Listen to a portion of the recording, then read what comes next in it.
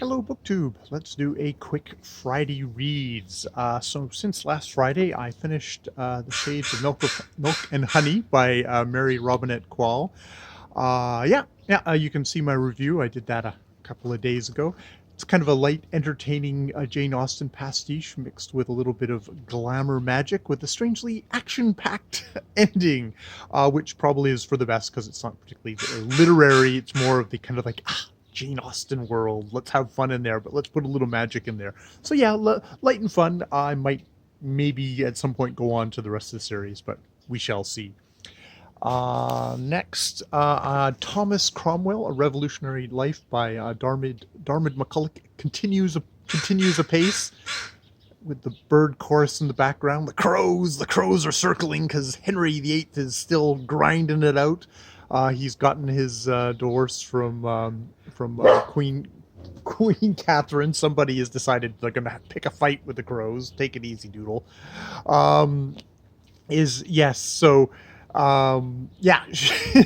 gotten his divorce from Queen Catherine, and very rapidly after that, maybe a little rapidly than when the actual marriage was, a Princess Elizabeth has been born. And I guess if Henry VIII had stopped there, I think history would have continued as it would have, maybe. Or maybe it wouldn't have, but he's going to continue on. There's going to be a lot more wives, but we all know what happens with Princess Elizabeth, who becomes Queen Elizabeth I. Aha. So yes, that continues at a slow pace. This is indeed a book that I think I will continue to read as I start to read the Mantell books in January, and hopefully continue the Mantell books. If you saw my last video, you know I suddenly had a little penny drop on the whole thing of historical novels.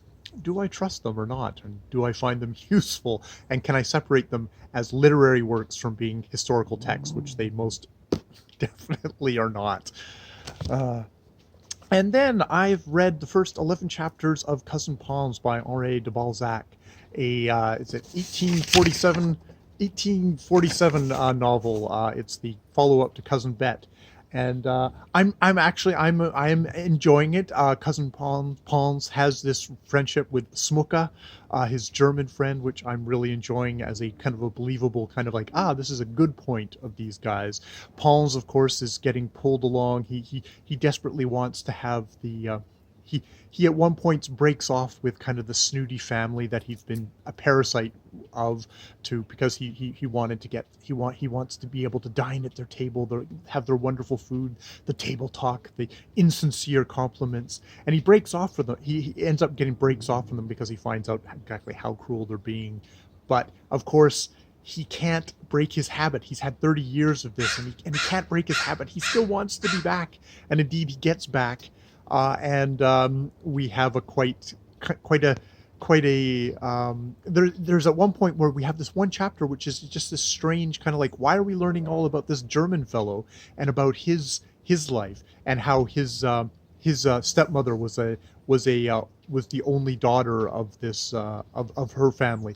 But it turns out that this comes back because Pons tries to set him up with the Marvell family's spoiled only daughter, and the guy he twigs to the fact that, hey, wait a minute, are you collecting a commission on this, Pons? Pons actually isn't, but that and the fact that she's an only daughter, he breaks it off, and the family comes to see it as, this is Pons. We have to spin this in a way that it doesn't look bad on us and on our daughter. So they basically say Pons is he's perpetrated a cruel revenge for our harmless little cruel joke. Which is so at this point, poor Pons is basically it's broken his health and he's going to die. But we're 11 chapters in, and the book is named after him, so I doubt if he's dead yet. Oh, a little side note: there's a wonderful thing here where when the German fellow is actually seen as a viable suitor and stuff like that, he's compared to like a dashing young Werther, which if you've read the Sorrows of Young Werther, and to me, that is a book about a guy who's basically stalks poor Charlotta and is selfish and is a complete little egotistical monster, which is a part of like it's how Goethe wanted to have that thing. But he was quite horrified because it was seen as a cast as Werther as a romantic figure, and indeed there was the cult of Werther, and there were copycat suicides, and people copied his kind of his ragged, rough lone wolf stylings. And indeed in this book, when the German is said as like, oh, he's like, he's very dashing and stuff like that, it's like, oh, he's like Werther.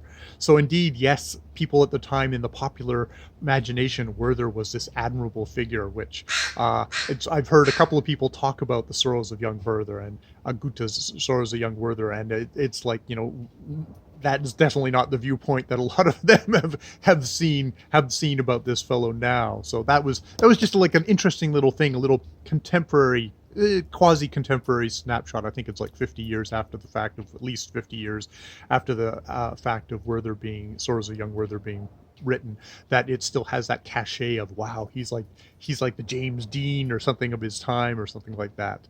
So yes. And then finally I have started Captains Courageous by Rudyard Kipling, which I'll just read the back of. It's a Magnum paperback, larger type for easy reading, which for me means it's actually legible reading. But let me read the back of this.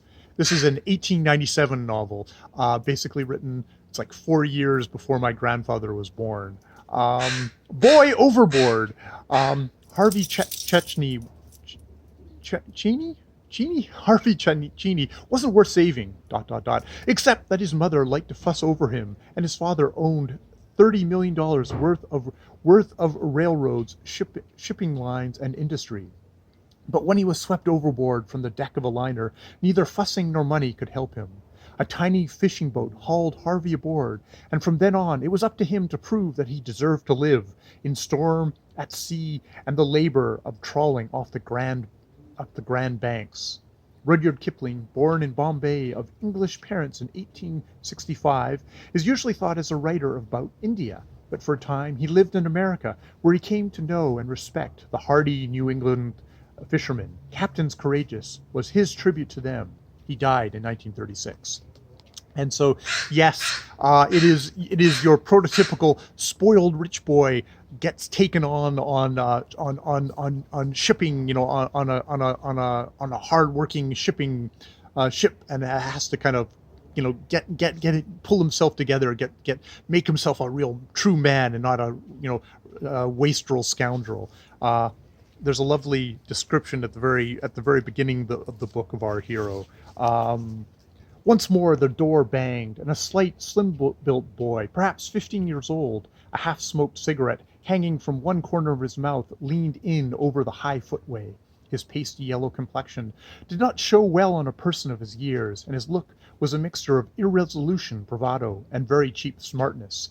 He was dressed in a cherry-colored blazer, knickerbockers, red stockings, and bicycle shoes, with a red flannel cap at the back of his head. After whistling between his teeth as he eyed the company, he said in a loud, high voice, "Say, it's thick outside. You can hear the fishing boats squawking all around us. Say, wouldn't it be great if we ran down one?" So that's the little rotter at the beginning of the book. And indeed, by the end of the book, because he gets offered a stogie by one of the German